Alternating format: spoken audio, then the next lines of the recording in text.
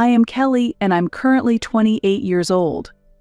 Recently, I discovered that the car I bought for my parents was given to my sister, Claire. From a young age, I felt that my sister and I were treated differently, but this incident has highlighted the extent of that disparity more clearly than ever. I had always known that my parents' affection and consideration were particularly generous towards my sister, but I've increasingly felt that it hasn't been sufficiently directed towards me. Especially in situations like this recent significant event, the fact that my parents didn't provide any explanation to me seems to further highlight the disparity. This feeling of discomfort has always been present, but I never expected it to manifest in such a clear form. I grew up with my sister Claire, who is 3 years younger than me, but from a young age, it was clear that we were treated differently by our parents. Before my sister was born, I was cherished by our parents. Every effort I made was praised, and I felt their love as a child. However, the moment my sister was born, the situation drastically changed, which I still remember vividly. It seemed as though my sister's presence became something special to our parents, and at the same time, a new role was imposed on me. That role was to be reliable and to take good care of my sister. For me, still very young, this felt like a responsibility suddenly thrust upon me. Although I was at an age where I still wanted to play, I gradually found myself expected to be the good older sister, and I started to feel less freedom to act as I wished.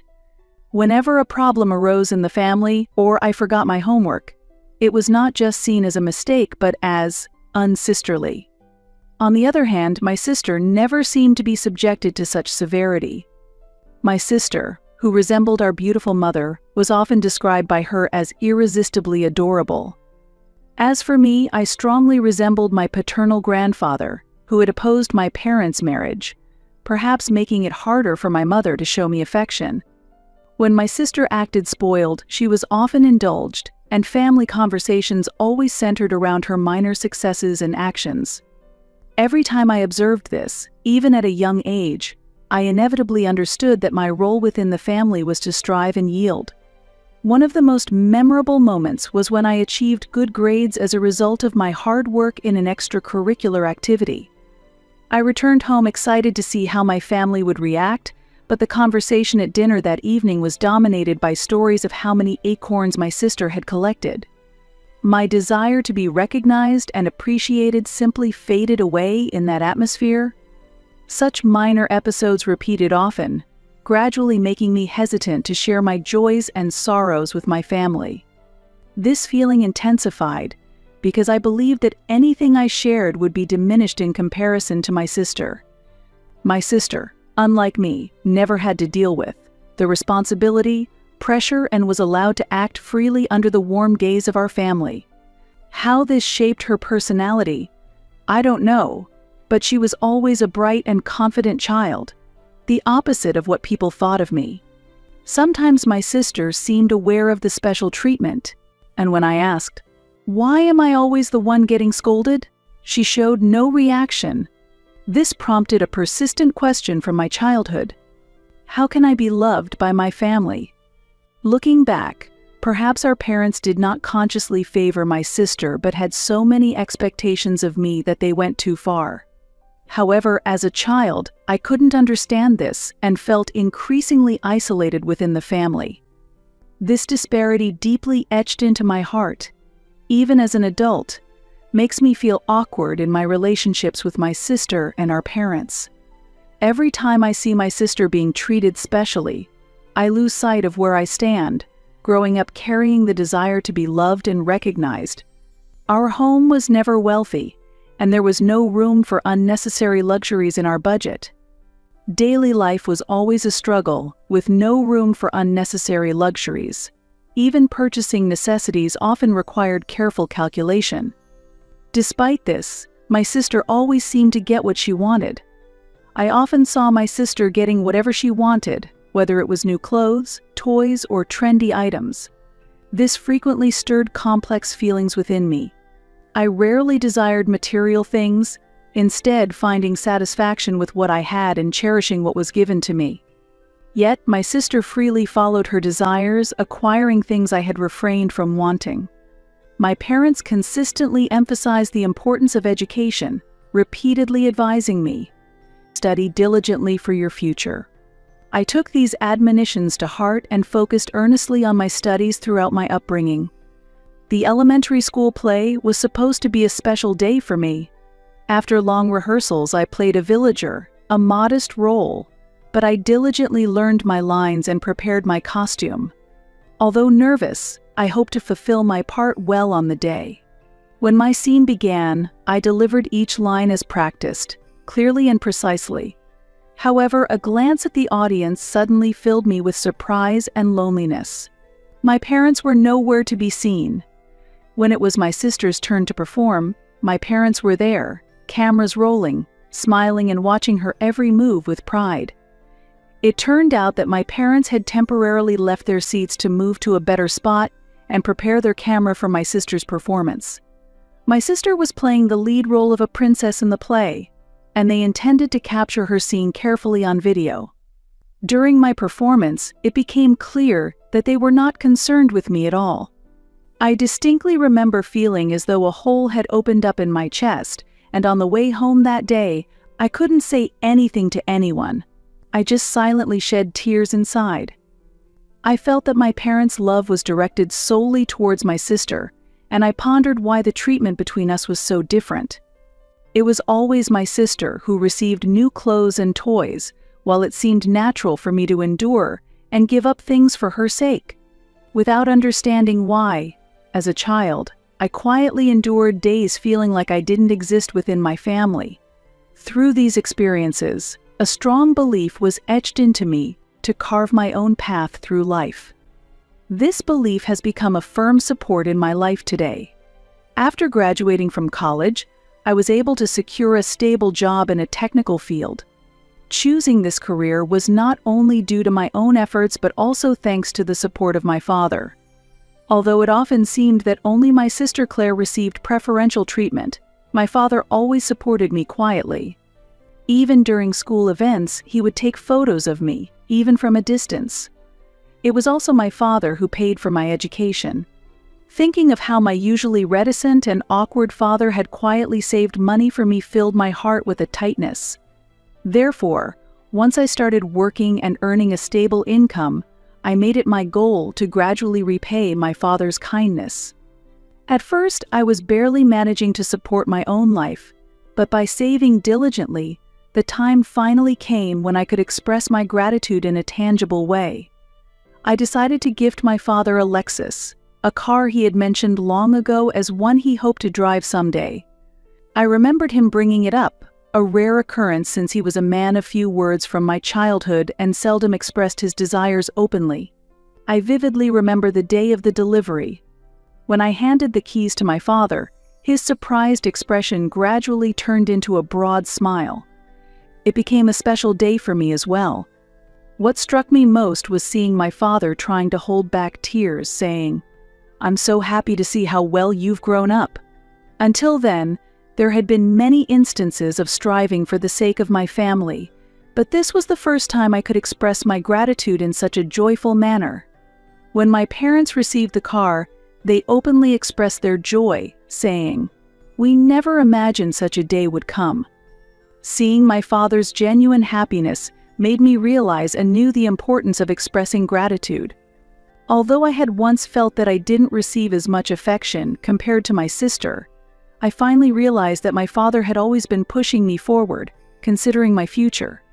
The gift of the Lexus was not only a testament to my efforts but also a significant gesture of reciprocating the love and sacrifices my father had made for me.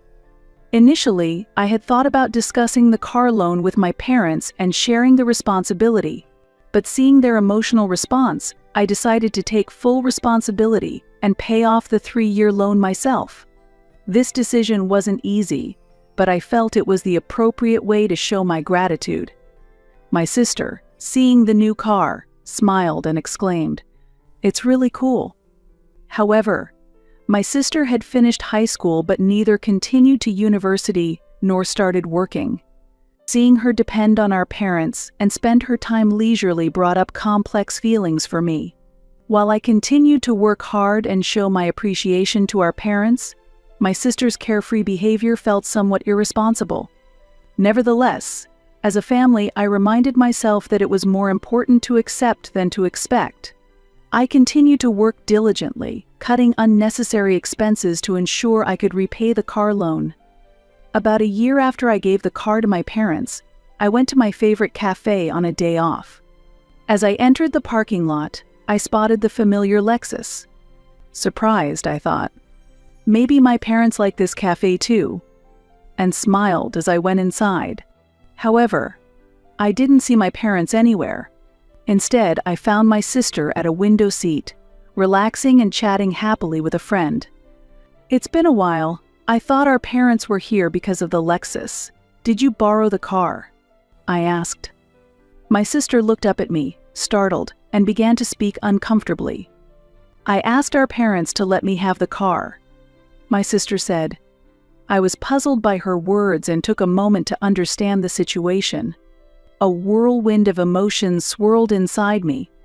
I hadn't anticipated that the car I gifted for our parents would be passed on to my sister. My sister herself meant no harm and said, "It's a nice car, and I wanted to show it off to my friends." But I felt as if my efforts and gratitude were being taken lightly, and I couldn't hide my shock. Of course, my parents might have given the car to my sister wanting to help her, but thinking about how much I had invested in that gift left me with an indescribable sense of frustration. I went home that day without having a deep conversation with my sister, but I felt that we needed to have a serious family discussion about this event. Now, instead of getting emotional, I am trying to reassess my relationship with my family calmly, thinking about how to interact with my sister and our parents.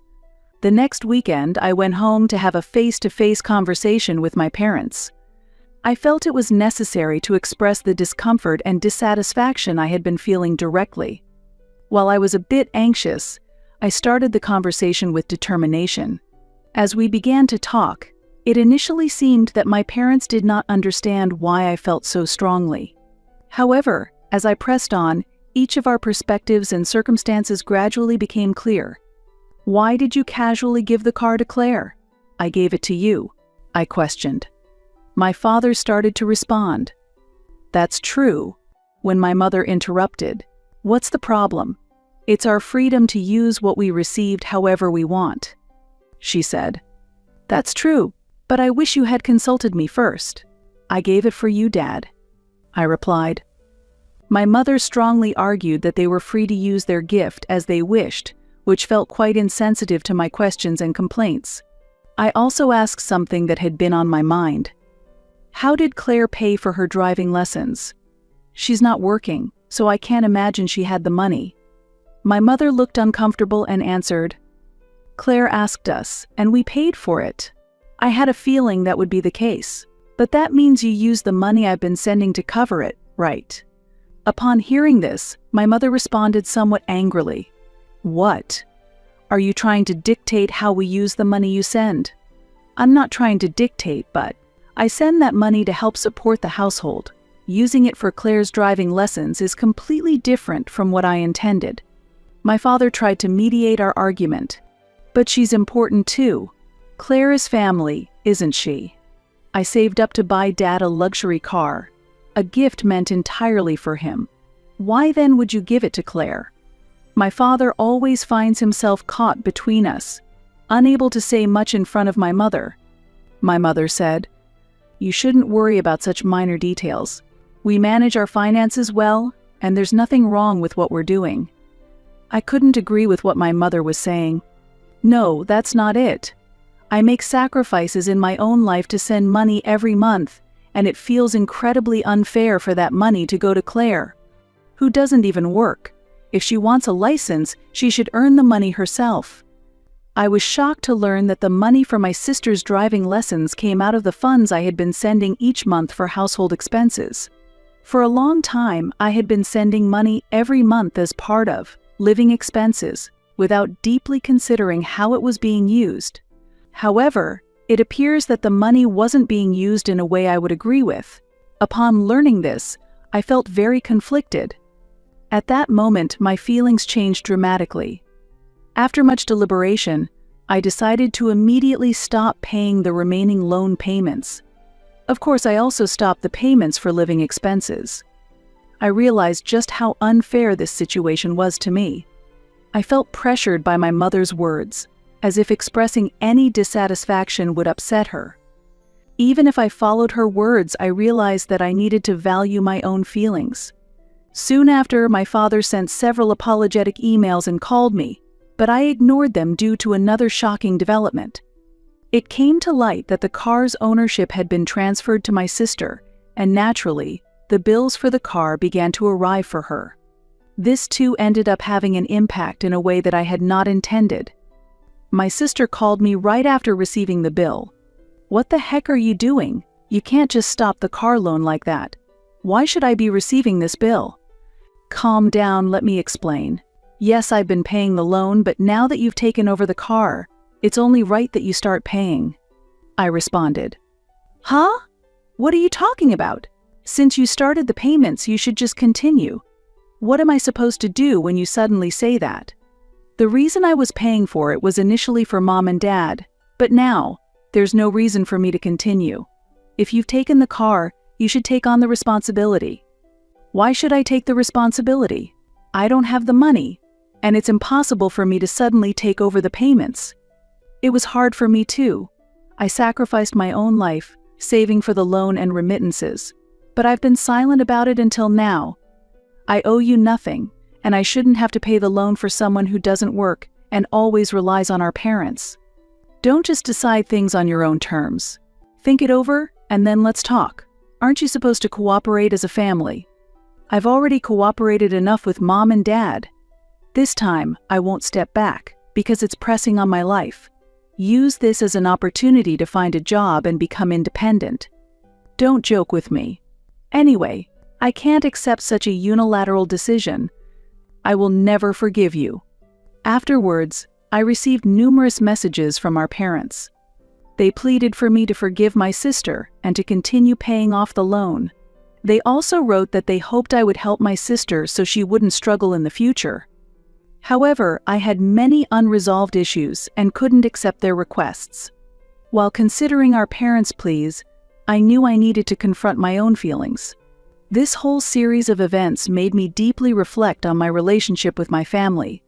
Despite being born to the same parents, I started to feel like I had been used just for my sister's sake. I expressed my gratitude to our parents but firmly told them that my sister should become independent and take over the loan payments. Unable to bear the burden anymore, and overwhelmed by accumulated grievances, I decided to stop the remittances and blocked their contacts. I believed I had fulfilled my role and obligations as a family member, but it shouldn't continue at the expense of my own life and emotions. From now on, instead of meeting their expectations, I have decided to forge my own path. Being family, I firmly believed I should prioritize my own happiness and future. Recently, a relative told me about the situation with our parents and my sister, Claire. My sister started looking for a job to continue the loan payments. However, having spent most of her time playing, she had no work experience and struggled to find a job. The first job she found ended quickly due to problems, and she was fired almost immediately. She caused trouble and didn't get along with colleagues, making it difficult for her to keep a job. My sister also lacked perseverance and the will to adapt to new environments, leading her to repeatedly change jobs. The situation where she couldn't keep a job added pressure, making job hunting increasingly difficult. It seemed my sister hadn't developed a sense of responsibility for working due to our parents' continued support. Lacking the resolve to earn the necessary funds for living and unable to discipline herself, she easily gave up. This led to a worsening situation where she couldn't keep a job. Eventually, she started borrowing money from her boyfriend, and when the amount grew and she continued not to repay, he reportedly notified the police. Our parents contacted me through a relative, asking to pay for her legal fees, but I refused. I think the situation is a fair price for having indulged her all this time. Not only my sister but also my parents were clearly struggling after I stopped sending money. Since that incident, my father has been moving forward with divorce proceedings, which my mother opposes because it would further strain her financial situation. However, my father's decision seems unwavering. I prioritized my own life and future, sticking to my decision. Consequently, both my parents and sister couldn't afford the car loan payments and had to sell the car eventually. Selling the car allowed them to repay part of the loan and slightly reduce their debt in a desperate attempt to manage their living expenses. I truly see this as nothing but the result of my parents' long-standing indulgence towards my sister. Years after cutting ties with my family, I finally feel liberated from my emotional burdens and can focus on my own life. I still receive emails from my father. The main content of his messages includes apologies for betraying my feelings and reflections on his inability to stand up to my mother, who favored my sister. He expressed a desire to spend time together again as father and daughter. I'm considering reaching out to my father after the divorce mediation with my mother has settled. Many might think that both my mother and father are equally to blame. However, regardless of what anyone says, I am not considering severing ties with my father. Professionally, things are going well. I was appointed as a manager last month. In this new position, I experience daily challenges but also a strong sense of fulfillment. I often feel that my growth and achievements are directly reflected in my work, and I'm truly glad to have this opportunity. I'm fortunate to have supportive colleagues and superiors, allowing me to be myself without undue stress, making my days fulfilling. In my private life, I now have ample time to pursue my hobbies and interests. I spend tranquil and happy hours traveling with friends on weekends or enjoying cooking at home. Previously, I was burdened by familial conflicts, but now, free from those, I deeply appreciate the joy of living independently. Moving forward, I plan to continue living true to myself, cherishing my own happiness,